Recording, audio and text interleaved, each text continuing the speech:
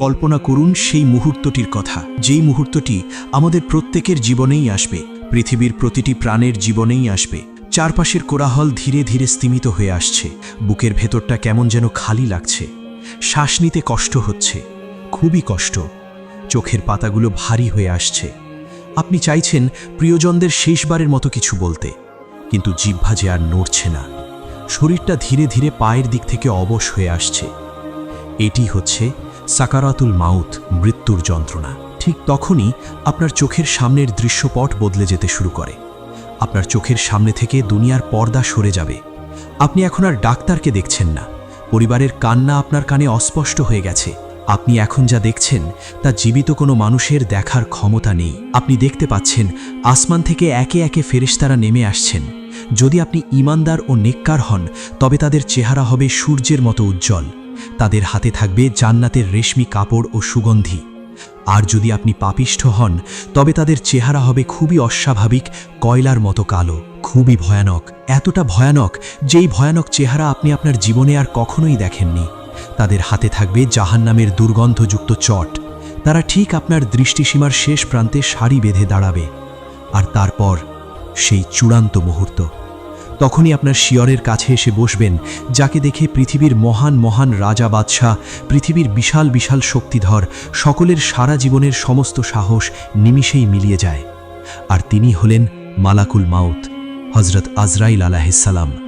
তিনি এসে কোনো শব্দ করবেন না, কিন্তু তার উপস্থিতি গোটা ঘর জুড়ে এক ভারী নীরবতা নামিয়ে আনবে। তিনি আপনার রূহ বা আত্মার ঠিক মুখোমুখি হবেন। এরপর তিনি আপনাকে ডাক দেবেন। যদি আপনি পুণ্যবান হন, তাহলে তিনি বলবেন, হে প্রশান্ত আত্মা, বেরিয়ে এসো তোমার রবের ক্ষমার দিকে, তার সন্তুষ্টির দিকে। আর সেই ডাক শুনে তৃষ্ণার্ত মানুষ যেমন পানির দিকে ছোটে, আপনার রূহ তেমনি শরীর থেকে বেরিয়ে আসতে চাইবে।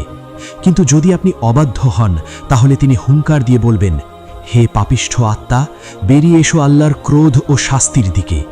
ভয়ে আপনার রূহ শরীরের ভেতরে পালানোর চেষ্টা করবে, প্রতিটি শিরা উপশিরায় লুকিয়ে পড়তে চাইবে। অতপর মালাকুল মৌত হজরত আজরাইল আলাইহিসসালাম যখন আপনাকে স্পর্শ করবেন, তখন আপনি যদি একজন মুমিন হয়ে থাকেন, তাহলে আপনার রূহ শরীর থেকে বেরিয়ে আসবে ঠিক ততটা সহজে, যতটা সহজে কলস থেকে একটি পানির ফোঁটা গড়িয়ে পড়ে। কোনো কষ্ট নেই, কোনো হ্যাচকা টান নেই, যেন এক গভীর প্রশান্তির ঘুমে তলিয়ে যাচ্ছেন। রূহ বের হওয়ার সাথে সাথেই ঘরের মধ্যে ছড়িয়ে পড়বে জান্নাতের মিস্ক আম্বারের সুঘ্রাণ, যা কেবল ফেরেশতারা এবং আপনার সেই রূহ অনুভব করতে পারবে। আপনার জন্য অপেক্ষমান রহমতের ফেরেশতারা চোখের পলক ফেলার আগেই সেই পবিত্র আত্মাকে জান্নাতের রেশমি কাপড়ে জড়িয়ে নেবেন। কিন্তু যদি আপনি পাপিষ্ঠ হন, তাহলে আপনার রূহকে টেনে হিঁচড়ে এমনভাবে বের করা হবে, যেভাবে ভেজা পশমের ভেতর থেকে কাঁটাযুক্ত লোহার শিক জোর করে টেনে বের করা হয়। হাদিসে এসেছে, এতে শরীরের শিরা উপশিরা ছিঁড়ে যাওয়ার মতো যন্ত্রণার সৃষ্টি হয়। আপনার রূহ শরীর ছাড়তে চাইবে না, কিন্তু ফেরেশতাদের একের পর এক কঠোর আঘাতে তাকে শরীর থেকে বের হতে বাধ্য করা হবে। বের হওয়ার পর তা থেকে লাশের পচা দুর্গন্ধের মতো দুর্গন্ধ ছড়াবে। অতপর সেই অপবিত্র রূহকে জাহান্নামের দুর্গন্ধযুক্ত কালো ও খসখসে কাপড়ে মুড়িয়ে ফেলা হবে। এখন আপনার রূহ আপনার দেহকে দেখছে। নিচে আপনার সন্তানরা কাঁদছে, প্রিয়তমা স্ত্রী বা স্বামী বিলাপ করছেন, আপনার মা বাবা সকলেই যেন শোকে পাথর হয়ে গেছেন। আপনি চিৎকার করে বলতে চাইছেন, আমি তো মারা যাইনি, আমি তো সব দেখতে পাচ্ছি, তোমরা কাঁদছো কেন? কিন্তু আপনার সেই আওয়াজ দুনিয়ার কারো কানে পৌঁছাবে না।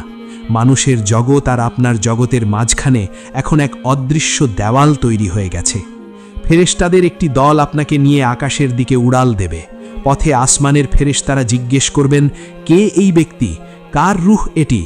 যদি আপনি নেককার হন, তবে ফেরেশতারা দুনিয়াতে আপনার সবচেয়ে সুন্দর নাম ধরে পরিচয় দেবেন।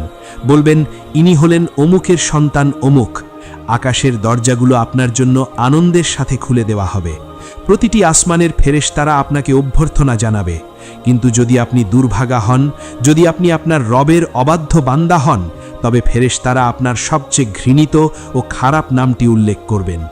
আকাশের কাছে পৌঁছানোর পর আসমানের দরজা আপনার জন্য বন্ধ করে দেওয়া হবে। আল্লাহ তাআলা পবিত্র কুরআনে বলেছেন, তাদের জন্য আকাশের দরজা খোলা হবে না এবং তারা জান্নাতে প্রবেশ করতে পারবে না যতক্ষণ না সুঁইয়ের ছিদ্র দিয়ে উঁত প্রবেশ করে, অর্থাৎ এবার ফিরে আসার বা উপরে ওঠার সব রাস্তা বন্ধ হয়ে যাবে। তখন আল্লাহ রাব্বুল আলামিন নির্দেশ দেবেন, আমার এই বান্দার আমলনামা ইল্লিয়িনে তথা নেককারদের তালিকায় অথবা সিজ্জিনে তথা পাপিষ্ঠদের তালিকায় লিখে রাখো এবং তার রুহকে দুনিয়ায় ফেরত পাঠাও, কারণ মাটি থেকেই আমি তাকে সৃষ্টি করেছি এবং এই মাটিতেই তাকে ফিরিয়ে আনা হবে। তখন মুহূর্তের মধ্যে রুহ আবার নিচে নেমে আসে। এখন সে তার নিজের মৃতদেহের খুব কাছে অবস্থান করছে। একটু লক্ষ্য করুন দৃশ্যটির দিকে। আপনাকে কাঠের একটি তক্তার উপর শোয়ানো হয়েছে। আপনার সারা জীবনের অর্জিত সম্মান, ক্ষমতা আর দাপট সব এখন ওই তক্তার উপর নিথর পড়ে আছে। আপন মানুষেরা আপনার জামা কাপড় খুলে নিচ্ছে।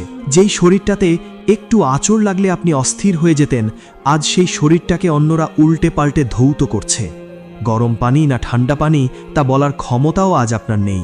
আপনার রূহ পাশে দাঁড়িয়ে সব দেখছে। হাদিসের বর্ণনা অনুযায়ী রূহ তখন গোসলদানকারীদের মিনতি করে বলতে থাকে, আমার শরীরটা খুব সাবধানে ধরো, আমাকে জোরে ঘষবে না, আমি খুব ব্যথা পেয়েছি।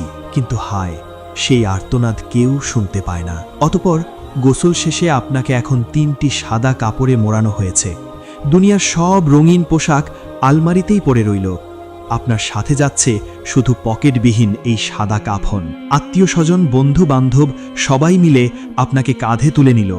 শুরু হলো আপনার আসল বাড়ির পথে যাত্রা। যখন মানুষ খাটিয়া কাঁধে নিয়ে দ্রুত হাঁটতে থাকে, তখন রূহ চিৎকার করতে থাকে। যিনি নেককার তিনি আনন্দের আতিশে বলতে থাকেন, আমাকে তাড়াতাড়ি নিয়ে চলো, আমাকে তাড়াতাড়ি নিয়ে চলো, আমার রবের ওয়াদা সত্য, আমাকে আমার গন্তব্যে পৌঁছাতে দেরি করো না। তার কাছে তখন কবর মানে ভয়ের জায়গা নয়, বরং অনন্ত সুখের বিশ্রামাগার। কিন্তু যিনি বদকার তিনি ভয়ে থর থর করে কাঁপতে থাকেন এবং চিৎকার করে বলেন, হায় কপাল, তোমরা আমাকে কোথায় নিয়ে যাচ্ছ? আমাকে ওই অন্ধকার গর্তে নিও না। তার এই ভয়াবহ চিৎকার মানুষ আর জিন ছাড়া পৃথিবীর সব পশু পাখি শুনতে পায়। যদি মানুষ এই আওয়াজ শুনতে পেত তবে তারা ভয়ে বেহুশ হয়ে যেত। অতঃপর খাটিয়ার কাঁধ বদল হচ্ছে। পরিচিত রাস্তাগুলো পেছনে পড়ে যাচ্ছে। সামনেই দেখা যাচ্ছে বাঁশঝাড় বা নির্জন কোনো স্থান যেখানে মাটি খুঁড়ে রাখা হয়েছে। অবশেষে সেই মুহূর্তটি এসে গেল যখন আপনাকে এখন নামিয়ে দেওয়া হচ্ছে মাটির সেই ছোট্ট কুঠুরিতে। যাদের আপনি সবচেয়ে বেশি ভালোবাসতেন, যাদের ছাড়া দুনিয়াতে আপনার এক মুহূর্তও চলত না, তারাই আজ নিজের হাতে আপনাকে এই অন্ধকার গর্তে শুইয়ে দিচ্ছে। তারা মুখে বলছে, বিসমিল্লাহি ওয়া আলা মিল্লাতি রাসূলিল্লাহ, আল্লাহর নামে এবং তার রাসূলের তরিকায় তোমাকে সঁপে দিলাম। আপনাকে ডান কাত করে শোয়ানো হলো, গায়ের বাঁধনগুলো খুলে দেওয়া হলো। এরপর মাথার উপর বাঁশ বা কাঠের তক্তা বসানো শুরু হলো। একটু একটু করে দুনিয়ার শেষ আলোটুকুও নিভে যাচ্ছে। তক্তা বসানো শেষে শুরু হলো মাটি দেওয়া। মিনহা খলাকনাকুম, এই মাটি থেকেই তোমায় সৃষ্টি করেছিলাম। ওয়া ফিহা নুঈদুকুম, এই মাটিতেই তোমায় ফিরিয়ে দিলাম। আপনি শুনতে পাচ্ছেন মাটির ভারী শব্দ, বুকের উপর মাটির চাপ বাড়ছে। কিন্তু একসময় সব শব্দ থেমে গেল। আপনার চারিদিকে শুধুই অন্ধকার, এমন অন্ধকার যেখানে নিজের হাতটাও দেখা যায় না। একেবারেই পিন পতন নীরবতা। এই সময়ের বর্ণনা দিতে গিয়ে রাসূলুল্লাহ সাল্লাল্লাহু আলাইহি ওয়াসাল্লাম বলেছেন, মৃত ব্যক্তি তখন তার স্বজনদের চলে যাওয়ার পায়ের জুতার শব্দও শুনতে পায়। আপনি শুনতে পাচ্ছেন আপনার বাবা, ভাই, বন্ধুরা আপনাকে একা ফেলে চলে যাচ্ছে। যেই দুনিয়ার জন্য আপনি সারাটা জীবন এত কিছু করেছেন, সেই দুনিয়া আজ আপনাকে মাটির নিচে রেখে উপরে হেঁটে চলে যাচ্ছে। ঠিক তখনই ঘটবে এক অনিবার্য ঘটনা। কবর আপনাকে দুই পাশ থেকে একটা চাপ দেবে। হাদিসে এসেছে, এমন কোনো মানুষ নেই যে কবরের এই চাপ বা আলিঙ্গন থেকে রেহাই পাবে, এমনকি মাসুম বাচ্চারাও নয়। তবে ব্যক্তি ভেবে কবরের এই চাপের মধ্যে পার্থক্য আছে। যদি আপনি মুমিন হন, তবে মা সন্তানের জন্য যতটা ব্যাকুল থাকে, কবর আপনাকে ঠিক ততটাই মায়া নিয়ে জড়িয়ে ধরবে। বহুদিন পর বিদেশ থেকে ফেরা সন্তানকে মা যেভাবে বুকে জড়িয়ে ধরে শান্তি পান, কবর আপনাকে সেভাবেই আলতো করে চাপ দেবে। কিন্তু যদি আপনি আপনার রবের অবাধ্য বান্দা হন, তবে মাটিয়ে দুই পাশ থেকে আপনাকে এমনভাবে চেপে ধরবে যে এক পাঁজরের হাড় অন্য পাঁজরের হাড়ের ভেতরে ঢুকে যাবে। আপনি তখন খুবই চিৎকার করে আর্তনাদ করে উঠবেন, কিন্তু মাটির পুরো দেওয়াল ভেদ করে সেই চিৎকার বাইরে যাবে না। আপনি এখন সম্পূর্ণ একা, একেবারেই সঙ্গীহীন, একদমই আলোহীন। নির্জন কবরে আপনার নিস্তব্ধতা ভেঙে দিতে উপস্থিত হবেন দুইজন ফেরেশতা, মুনকার এবং নাকির। তাদের চেহারা এত ভয়াবহ যে হাদিস শরীফে বলা হয়েছে, তাদের দেখে সাধারণ মানুষ তো বটেই, পাহাড়ও কেঁপে ওঠার কথা। তাদের হাতে থাকবে বিশাল লোহার হাতুড়ি। তারা আপনাকে শোয়া অবস্থা থেকে ধমক দিয়ে উঠিয়ে বসাবে। তাদের কণ্ঠে কোনো ভনিতা নেই, কোনো ভূমিকা নেই। শুরু হবে আপনার অনন্ত জীবনের পাশ ফেল নির্ধারণের পরীক্ষা। প্রথম প্রশ্ন, মান রব্বুকা, তোমার রব কে? দ্বিতীয় প্রশ্ন, মান দীনুকা, তোমার দিন বা জীবন ব্যবস্থা কি ছিল? তৃতীয় প্রশ্ন, মান হাজার রাসূল, রাসূল সাল্লাল্লাহু আলাইহি ওয়াসাল্লামের প্রতি ইঙ্গিত করে বলা হবে, এই ব্যক্তিটি কে? শুনতে খুব সহজ মনে হচ্ছে, তাই না? কিন্তু কবরের এই পরীক্ষা স্মৃতিশক্তি বা মেধার পরীক্ষা নয়, এটি হলো ঈমানের পরীক্ষা। যিনি দুনিয়ায় রবের গোলামি করেছেন, যার হৃদয়ে আল্লাহর ভয় ছিল, আল্লাহ তাআলা সেই মুহূর্তে তার অন্তরকে স্থির করে দেবেন।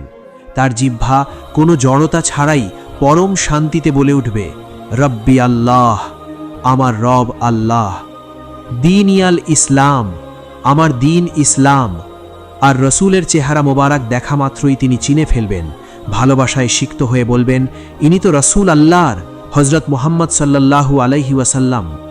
ফেরেশতারা তখন বিস্মিত হয়ে জিজ্ঞেস করবেন, তুমি জানলে কি করে? তিনি বলবেন, আমি আল্লাহর কিতাব পড়েছি, তার উপর ঈমান এনেছি এবং তার সত্য বলে মেনে নিয়েছি। কিন্তু অপরদিকে যিনি দুনিয়ায় আল্লাহকে ভুলেছিলেন, শুধুমাত্র নামেই মুসলিম ছিলেন কিন্তু অন্তরে ঈমান ছিল না, তার অবস্থা হবে খুবই মর্মান্তিক।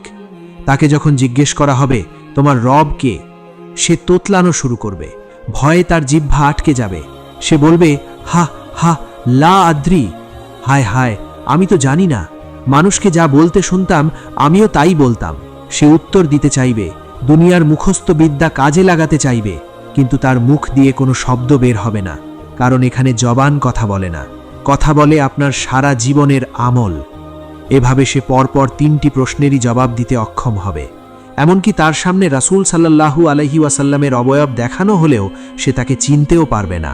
পরীক্ষার উত্তর দেওয়ার সাথে সাথেই আসমান থেকে মহান আল্লাহর ফয়সালা চলে আসবে। যিনি সফলভাবে উত্তর দিতে পেরেছেন, তার ব্যাপারে আল্লাহ রাব্বুল আলামিন ঘোষণা দেবেন, আমার বান্দা সত্য বলেছে, সুতরাং তার জন্য জান্নাতের বিছানা বিছিয়ে দাও, তাকে জান্নাতের পোশাক পরিয়ে দাও এবং তার কবরের সাথে জান্নাতের একটি দরজা খুলে দাও। সুবহানাল্লাহ! মুহূর্তের মধ্যে সেই অন্ধকার কবরটি আর কবর থাকে না, তা যেন জান্নাতের টুকরো হয়ে যায়। জান্নাত থেকে ফুরফুরে বাতাস আর হৃদয় প্রশান্ত করা সুঘ্রাণ আসতে শুরু করে।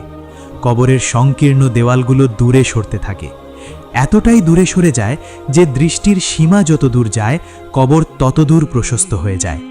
তখন সেই মুমিন বান্দা আনন্দে আত্মহারা হয়ে ফেরেশতাদের বলবেন, আমাকে ছেড়ে দাও, আমি আমার পরিবারকে গিয়ে এই সুসংবাদটি দিয়ে আসি। কিন্তু ফেরেশতারা বলবেন, না, এখন তুমি ঘুমাও। বাসর রাতে নবদম্পতি যেমন পরম শান্তিতে ঘুমায়, তুমিও তেমনি কিয়ামত পর্যন্ত শান্তিতে ঘুমাও। ঠিক তখনই কবরে প্রবেশ করবেন এক সুদর্শন ব্যক্তি। তার চেহারা চাঁদের মতো উজ্জ্বল, শরীর থেকে সুগন্ধি বের হচ্ছে। মুমিন ব্যক্তি অবাক হয়ে জিজ্ঞেস করবেন, কে তুমি? তোমার চেহারা এত সুন্দর কেন? তিনি হাসি মুখে উত্তর দেবেন, আমি তোমার সারা জীবনের নেক আমল, আমি তোমার নামাজ, আমি তোমার রোজা, দান সদাকা আর কোরআনের তেলাওয়াত, দুনিয়ায় আমিই তোমার সাথে ছিলাম, আজ এই ঘোর বিপদেও আমি তোমাকে একা ছাড়ব না। সুবহানাল্লাহ! কিন্তু অন্যদিকে যিনি প্রশ্নের উত্তর দিতে ব্যর্থ হয়েছেন, তার ব্যাপারে আকাশ থেকে বজ্রকণ্ঠে ঘোষণা আসবে, সে মিথ্যা বলেছে, পৃথিবীতে সে সত্যকে গ্রহণ করেনি, পৃথিবীতে সে তার রবের চরম অবাধ্য ছিল। সুতরাং তার নিচে আগুনের বিছানা পেতে দাও এবং জাহান্নামের দিকে একটি দরজা খুলে দাও। সাথে সাথে জাহান্নামের টকবগে গরম বাতাস আর বিষাক্ত ধোঁয়া কবরে ঢুকতে শুরু করবে। কবরটি এতটাই সংকুচিত হয়ে যাবে যে তার পাঁজরের হাড়গুলো একটার ভেতর আরেকটা ঢুকে যাবে। তখন সেখানে উপস্থিত হবে এক কুৎসিত ভয়ঙ্কর দর্শন ব্যক্তি। সেই ব্যক্তির শরীর থেকে খুবই পচা এবং মারাত্মক দুর্গন্ধ বের হবে। তাকে দেখে মৃত ব্যক্তি ভয়ে চিৎকার করে বলবে, কে তুমি? কেন আমাকে ভয় দেখাতে এসেছো? সে কদাকার হাসি দিয়ে বলবে, আমি তোমার বদ আমল, আমি তোমার সেই সুদ, ঘুষ, ব্যভিচার, গীবত আর নামাজ তরক করার গুনাহ। দুনিয়ায় তুমি আমাকে বুকে জড়িয়ে রেখেছিলে, আজ আমিও তোমাকে ছাড়ব না।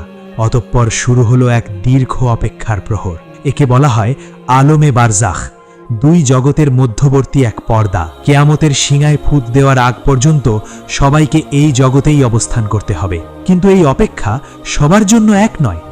হাদিস শরীফে এসেছে, মুমিনের রূহ শরীর থেকে মুক্ত হয়ে সবুজ পাখির আকৃতি ধারণ করে অথবা পাখির পেটের ভেতর অবস্থান করে। তারা জান্নাতের গাছে গাছে ঘুরে বেড়ায়, সেখানকার ফল ভক্ষণ করে এবং আরশের নিচে ঝুলন্ত প্রদীপে আশ্রয় নেয়।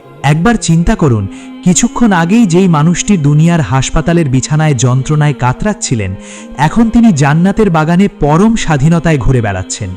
সেখানে তার সাথে সাক্ষাৎ হয় আগে মৃত্যুবরণ করা আত্মীয় স্বজনদের রুহের সাথে। বহুদিন পর প্রবাসী আপনজন বাড়ি ফিরলে যেমন সবাই তাকে ঘিরে ধরে, বারজাখ জগতে মৃত আত্মীয়রা নতুন যাওয়া রুহকে সেভাবেই ঘিরে ধরে। তারা জিজ্ঞেস করে, দুনিয়ায় অমুক কেমন আছে, অমুক কি বিয়ে করেছে, অমুক কি এখনো নামাজ পড়ে। অন্যদিকে পাপীদের রুহকে নিক্ষেপ করা হয় সিজ্জিনে, জমিনের সর্বনিম্ন স্তরে। সেখানে তারা বন্দী অবস্থায় থাকে। তাদের জন্য না আছে কোনো মুক্তি, না আছে কোনো সংবাদ, শুধুই অপমান আর লাঞ্ছনা। তবে এই 24 ঘন্টার পর একটি অদ্ভুত যোগাযোগ ব্যবস্থা চালু থাকে। আপনার আমলনামার খাতা বন্ধ হয়ে গেলেও একটি জানালা খোলা থাকে। আপনি কবরে শুয়ে আছেন, হঠাৎ দেখলেন আপনার কবরের আযাব কমে যাচ্ছে অথবা জান্নাতের নিয়ামত বেড়ে যাচ্ছে।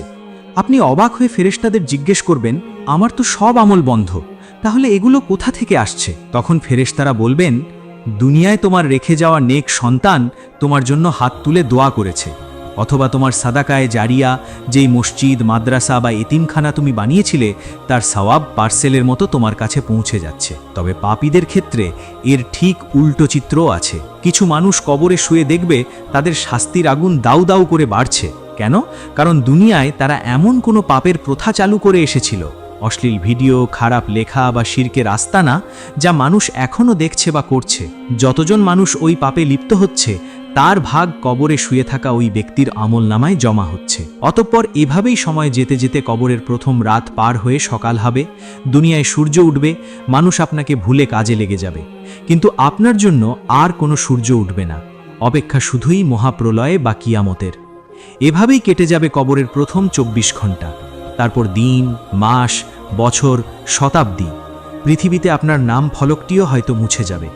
আপনার সন্তানেরা বৃদ্ধ হবে, তারাও একদিন মারা যাবে। আপনার ঘরটিতে অন্য কেউ বাস করবে। যেই অফিস বা ব্যবসার জন্য আপনি নাওয়া খাওয়া ভুলেছিলেন, সেখানে আপনার নামটি একবারের জন্য উচ্চারিত হবে না। আপনি মাটির নিচে সম্পূর্ণ একা, কেবল আপনার আমল নিয়ে অপেক্ষায় থাকবেন মহাবিচারের দিনের জন্য। প্রিয় দর্শক, একটু গভীর শ্বাস নিন, নিজের হাতের দিকে তাকান। আপনি এখনও জীবিত, আপনার হৃৎস্পন্দন এখনও চলছে, মালাকুল মাউত এখনও আপনার দরজায় কড়া নাড়েননি। কবরে শুয়ে থাকা ওই কোটি কোটি মানুষ, রাজা, বাদশাহ, ফকির কিংবা ধনী, তারা যদি আজ সারা পৃথিবীর বিনিময়েও আল্লাহর কাছে মাত্র 1 মিনিট সময় ভিক্ষা চায়, তবুও তা তাদের দেওয়া হবে না। তারা একটিবার সুবহানাল্লাহ বলারও সুযোগ আর পাবে না। কিন্তু আল্লাহ আপনাকে এখনও সেই সুযোগটি দিয়েছেন। এই ভিডিওটি দেখা হয়তো আল্লাহর পক্ষ থেকে আপনার জন্য একটি বিশেষ বার্তা। তিনি চাইছেন আপনি ফিরে আসুন। তাই আসুন, আজ এখন থেকেই প্রতিজ্ঞা করি, অন্ধকার কবরের সাথী হিসেবে আমরা নামাজকে আঁকড়ে ধরব, কুরআনকে বন্ধু বানাবো, মানুষের হক নষ্ট করা থেকে বিরত থাকব, চোখের পানি ফেলে রবের কাছে বলবো, হে আল্লাহ, আমি ভুল করেছি, তুমি আমাকে ক্ষমা করো। আমিন ইয়া রাব্বাল আলামিন।